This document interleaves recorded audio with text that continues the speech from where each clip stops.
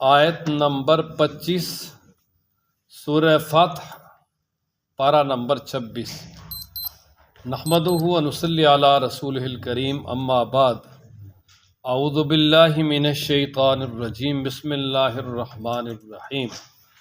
ہم الذین کفروا وصدوکم عن المسجد الحرام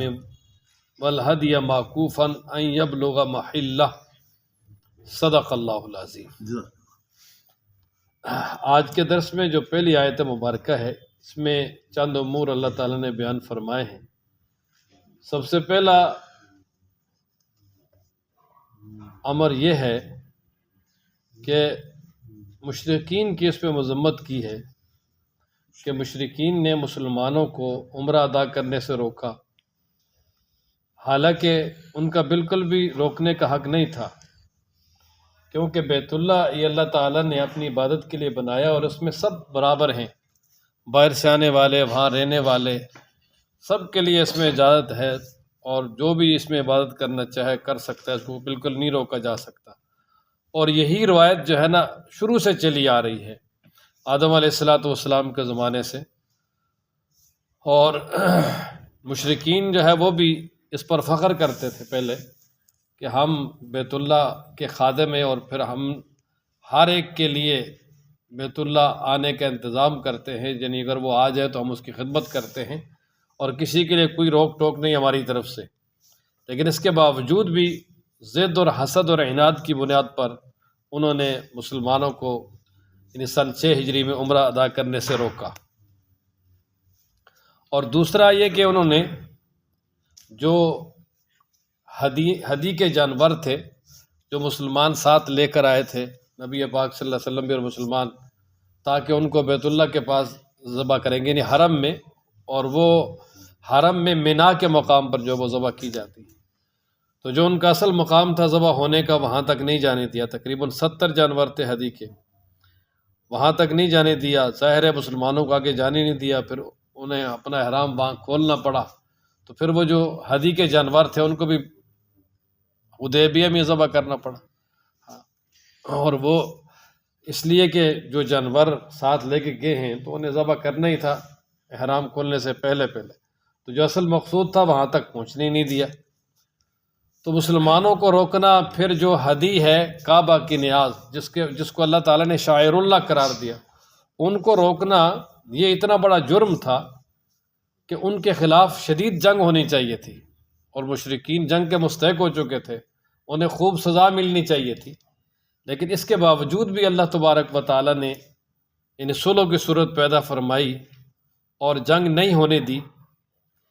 اس کی جو ہے نا وہ سب سے بڑی حکمت یہ تھی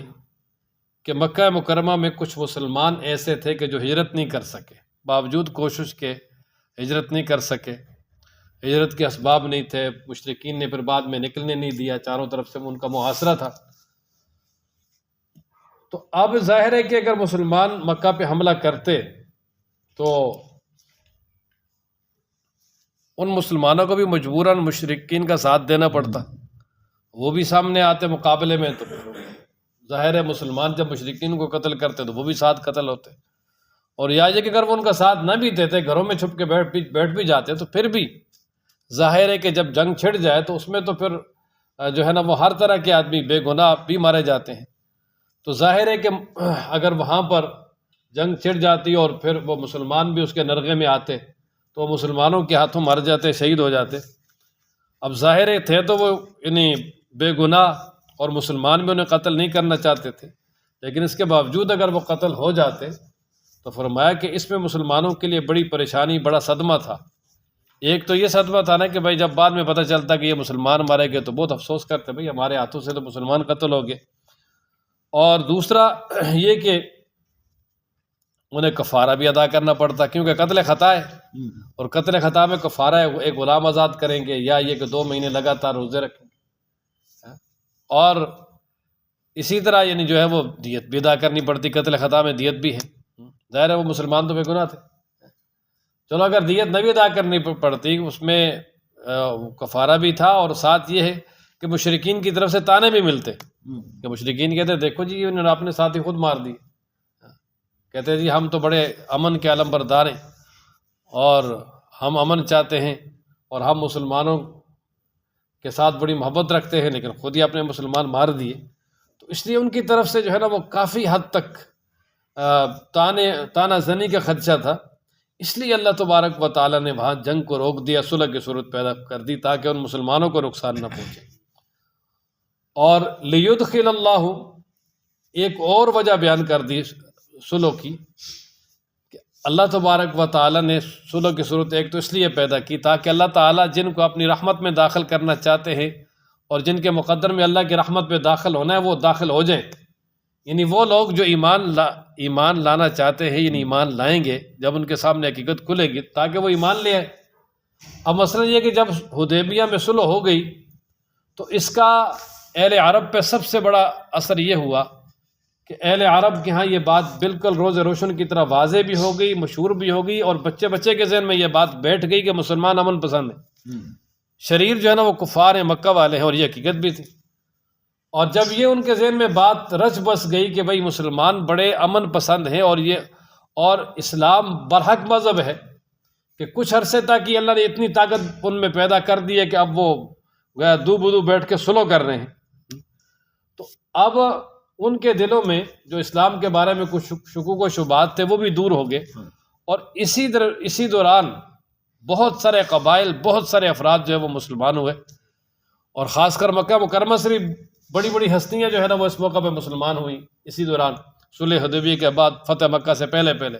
جیسے حضرت خالد بن ولید رضی اللہ تعالیٰ عنہ جو سیف اللہ ہیں، آپ علیہ السلام نے خود لقب دیا اپنی زبان عطر سے، اور اسی طرح حضرت عامر بن عاص جو فاتح مصر ہیں، اللہ تعالیٰ نے جو ہے وہ مصر کا علاقہ، مصر کا یہ پورا علاقہ جو ہے ان کے ہاتھوں فتح کیا، اور بہت بڑے جرنیل تھے۔ تو اس لیے ایک تو یہ تھی فرمایا کہ اللہ تعالیٰ تاکہ اپنی رحمت میں جس کو داخل کرنا چاہے کر لے، لیکن آخر میں فرمایا کہ اگر وہ مسلمان وہاں سے جدا ہو جاتے، ان کے وہاں سے نکلنے کی صورت بن جاتی، تو پھر فرمایا کہ کافر عذاب کے مستحق تھے، ہم تمہیں ان پہ مسلط کرتے اور تمہارے ہاتھوں خوب ان کی پٹائی ہوتی۔ اور ظاہر ہے کہ جس کو انسان کچھ بھی نہ سمجھے، بالکل جو ہے کمزور سمجھے، جس طرح نوکر ملازم تک کی حیثیت کا وہ نہ سمجھے، اس کے ہاتھوں اگر وہ شدید قسم کی پٹائی ہو، مار پڑے، تو وہ زخم بڑی صدیوں ہرے رہتے ہیں، پھر بڑی تکلیف ہوتی، شدید تکلیف ہوتی، بہت پریشانی ہوتی۔ اب دیکھیں نا کہ انڈیا کا استعفیٰ جب اس کی پٹائی ہوئی ہے تو اب تک اس کو ہضم نہیں ہو رہی، کبھی جو ہے کرکٹ کے میدان میں، کبھی کہاں ہم نہیں ملائیں گے، یہ نہیں ہوگا، وہ نہیں۔ اصل بات یہ ہے کہ وہ جو ان کو وہم و گمان میں بھی نہیں تھا کہ ہمیں بھی ایسی ضرب لگے گی، وہ ایسی ضرب لگی ہے کہ وہ ابھی کیا وہ صدیوں جو ہے نا وہ یاد رہے۔ تو اسی طرح مشرکین جو ہے فرمایا کہ ان کو مسلمانوں کے ہاتھوں خوب جو ہے اس موقع پر اللہ تبارک و تعالیٰ ذلیل کرتے، لیکن یہ چند وجوہات تھی جس کی وجہ سے اللہ تعالیٰ نے صلح کی صورت پیدا کر دی، اور باقی یہ کہ اللہ کا فیصلہ ہو چکا ہے کہ مشرکین کا وہاں سے خاتمہ ہوگا، پھر وہ ہو گیا بعد میں۔ تو اللہ فرماتے نا ہم الذین، وہی تو ہیں، کفروا جنہوں نے کفر کیا، وصدوکم، اور تمہیں روکا، عن المسجد الحرام، مسجد حرام سے، والہدی معکوفا، اور ہدی کے جانور رکے ہوئے اس بات سے کہ یبلغ محلہ، کہ وہ پہنچے اپنی جگہ تک، یعنی جو جگہ ان کے ذبح ہونے کی مقرر ہے نا وہاں تک پہنچے، اس سے پہلے وہ روک دیے گئے۔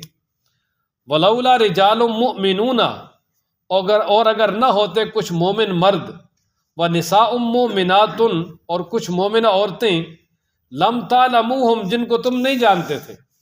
بہت سارے ایسے بھی تھے جو ظاہراً مسلمان تھے، بہت سارے ایسے تھے کہ جو ظاہراً آپ اسلام کو ظاہر نہیں کر سکتے تھے، لیکن ان کے اندر پورا اسلام اور ایمان موجود تھا۔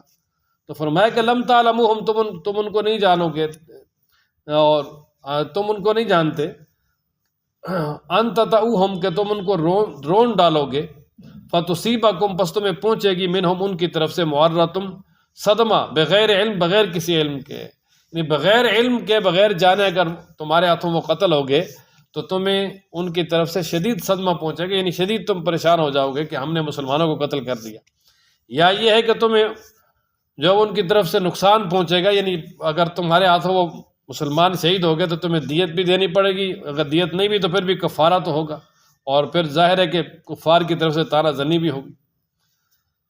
لیدخل اللہ، تاکہ داخل کرے اللہ تعالیٰ فی رحمت، یا اپنی رحمت میں، من یشاء، جس کو چاہے، ولو تزیلوا، اگر وہ جدا ہو جاتے تو لعذبنا الذین، تو ضرور ہم عذاب دیتے ان لوگوں کو، کفروا، جنہوں نے کفر کیا، منہم، ان میں سے، عذابا علیما، دردناک عذاب، کہ شدید ان کو تکلیف پہنچانے والا عذاب ان کو دیتے، اس شدید تکلیف پہنچانے والے عذاب سے ان کو دو چار کرتے۔ اذ جعل الذین کفروا،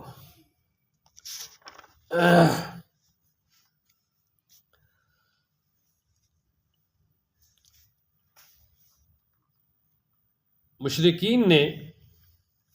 جب مسلمانوں کو وہاں روکا تو اللہ تبارک و تعالیٰ فرماتے ہیں کہ اگر وہاں معذور مسلمان نہ ہوتے، یا یہ کہ ان کو کوئی الگ کرنے کی صورت بن جاتی، تو پھر ہم یقیناً جو ہے نا وہ صلح کی طرف مائل نہ کرتے، بلکہ جو ہے وہ سے جنگ بہتر تھی۔ تو اس صورت میں ظاہر ہے کفار کو تمہارے ہاتھوں اچھی بلی مار پڑتی نا، سخت عذاباً علیما، شدید قسم کی جو ہے نا وہ مار پڑتی۔ تو اب آگے فرمایا کہ اگر ہم نے ان کو یہ عذاب دینا ہوتا تو ہم تمہارے ہاتھ ان سے نہ روکتے، اور ان کو زمانہ جاہلیت کی جو حمیت اور تکبر اور غرور پہ جو ڈٹنا ہے، اس کی وجہ سے انہیں ضرور سزا دیتے، کہ ظاہر ہے کہ جو ایک عرب کے ہاں ایک عمومی قبائلی رواج تھا، رواداری، کہ وہ آنے والوں کی جو ہے وہ مہمان نوازی کرتے تھے، پھر یہ بھی کہ شروع سے چلا رہا تھا کہ بیت اللہ کے طواف وغیرہ سے کسی کو نہیں روکنا، لیکن اس کے باوجود انہوں نے اپنی جاہلیت والی جو حمیت اور ایک عصبیت تعصب ہے، جو قومی تعصب ہے، یا جو ان کے اپنا جو مذہب کا تعصب تھا، اس کی بنا پر انہوں نے مسلمانوں کو روکا ہے، حالانکہ ان کو روکنے کا حق نہیں تھا۔ تو فرمایا کہ اس تعصب کی بنا پر جو انہوں نے روکا ہے، وہ اس کی وجہ سے عذاب کے مستحق تھے، کہ ان کو سخت قسم کا عذاب دیا جاتا، لیکن چونکہ وہاں مسلمان بھی موجود تھے اور کچھ اور مسلطیں تھیں، اللہ تعالیٰ نے اس جنگ کو روک دیا۔ تو اب یہ کہ جو قریش ہیں، ان کی جو عصبیت ہے کہ جس کی بنا پہ انہوں نے مسلمانوں کو روکا، مکہ نہیں جانے دیا، اس کے دو پہلو ہیں۔ ایک پہلو تو یہ تھا کہ وہ کہتے تھے دیکھو جی، انہوں نے ہمارے جو رشتہ داروں کو، ہمارے اعزا اقارب کو، یعنی کسی کا باپ، کسی کا بھائی، کسی کا بیٹا قتل کیا ہے بدر میں، اور یہ ہمارے رشتہ داروں کے قاتل ہیں، اور بدر میں ہمیں ذلیل کیا، انہوں نے فدیہ لے کر ہمیں چھوڑا ہے، ہمارے قیدیوں کو بھی، اور اسی طریقے سے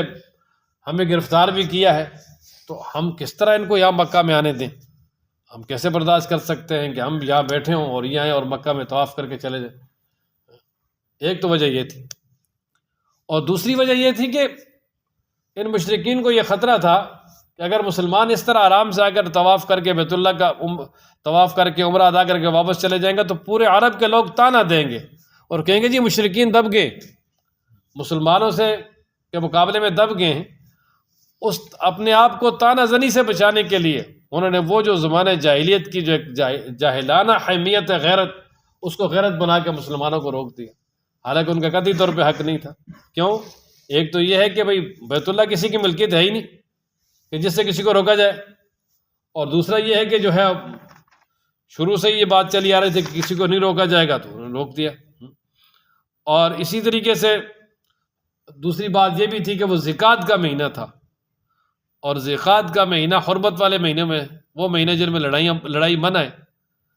وہ زکوٰۃ، ذوالحج اور محرم اور رجب، یہ 4 مہینے ایسے تھے کہ جو شروع سے ان میں لڑائی نہیں لڑی جاتی۔ تو اس مہینے میں انہوں نے مسلمانوں کو روکا اور لڑائی کے لیے تیار ہو گئی ہے کہ اگر نہیں رکیں گے تو ہم لڑیں گے، اور حملے کے لیے بہت سارے لوگوں کو بھیج دیا۔ تو اس لیے فرمایا نا کہ جب جعل الذین، کیا ان لوگوں نے، کفروا، جنہوں نے کفر کیا، فی قلوبہم، اپنے دلوں میں، الحمیۃ، یعنی یا یہ ہے کہ جب جعل کی، الذین، ان لوگوں نے، کفروا، جنہوں نے کفر کیا، فی قلوبہم، اپنے دلوں میں، الحمیۃ، ضد، کہ اپنے دلوں کے اندر جب انہوں نے جو ہے نا وہ ضد بھری، اور ضد کی وجہ سے جو ہے وہ اس پہ ڈٹے رہے۔ کون سی ضد؟ حمیت الجاہلیہ، زمانہ جاہلیت کی ضد، جاہلیت والی ضد، اس میں کوئی حقیقت پہ مبنی نہیں تھی، لیکن اس کے مقابلے میں اللہ فرماتے ہیں کہ فأنزل اللہ سکینتہ علی رسولہ، کہ اللہ تبارک و تعالیٰ نے ان کے مقابلے میں نبی پاک صلی اللہ علیہ وسلم اور ایمان والوں کے دلوں پہ سکون طاری کر دیا۔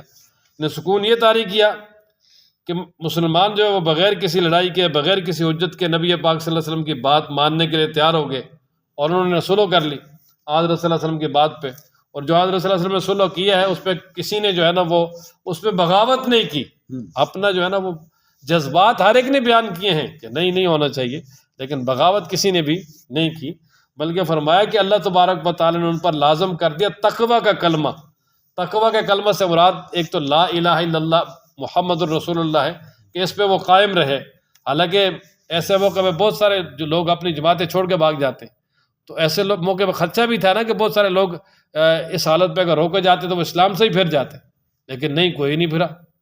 حدیبیہ کے مقام پر کوئی اسلام سے نہیں پھرا، سارے کے سارے جو ہے نا وہ اسلام پہ یعنی قائم رہے۔ اللہ تعالیٰ نے جو کلمہ تقوی ہے، یعنی جو لا الہ الا اللہ، اس پہ سب کو قائم رکھا۔ اور دوسرا یہاں کلمہ تقوی سے مراد جو ہے نا وہ